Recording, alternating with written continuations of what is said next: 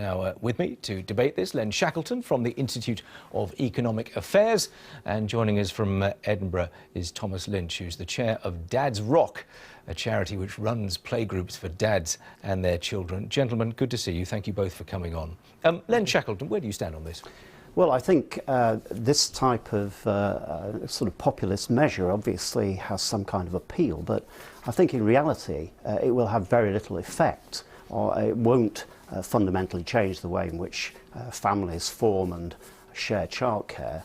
But on the other hand, I think it will impose some quite significant costs on businesses, particularly smaller businesses who will have to handle people chopping around. I believe under this scheme you can make 2 changes in this, for example, which I think will be difficult. Which has been watered down, hasn't it, from where it began? It has been watered down. And in fact, the Tories actually, as far as we can read the runes on this, the Tories didn't want this at all. It's very much a Lib Dem measure. Thomas Lynch, I'm assuming you're in favour, but do you accept any of the reservations that you've heard expressed here? I understand them, yes, but I think it's a fantastic opportunity for parents to share the childcare.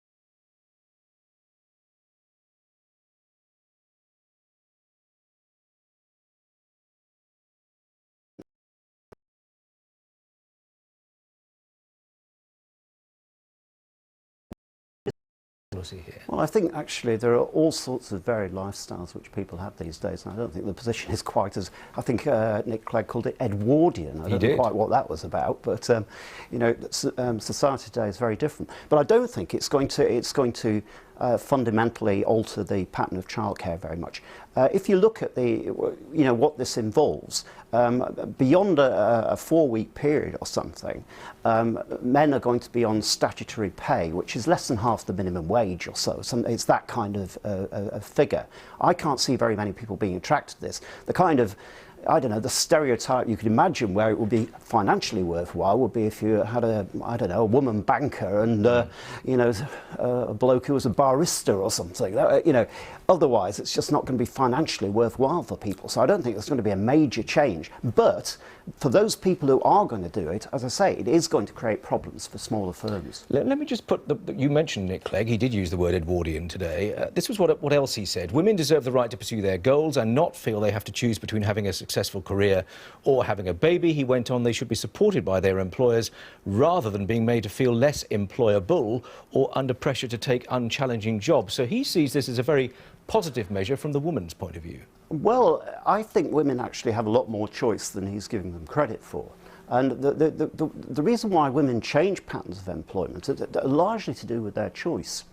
Even with the right to return, etc., after looking after children, a significant proportion of women downsize their jobs because they're much more interested in running a family than they are in pressing on in a kind of male world. Thomas, so is that it is a choice. Yeah, is that how you see it from the woman's point of view? I want to ask you about the dads in a moment, but just pick up that point first of all.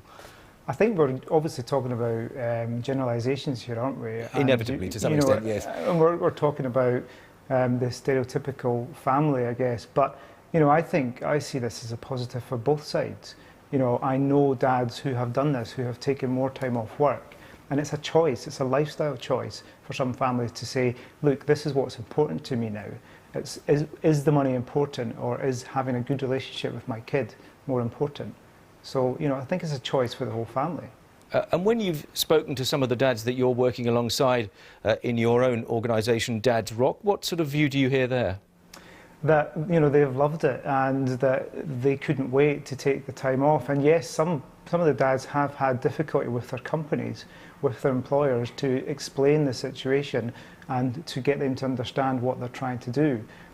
But I've not heard of one employer who has turned around and said that people can't have extended time off. I'm sure it does happen up and down the country, but it's just that little bit of give and take. I think if you sit down with your employer, you have a conversation and you see what's reasonable. But I think that we know there's so much research that shows that the early years are so important for kids. So this is the important time to spend that quality time with them and have fun with them.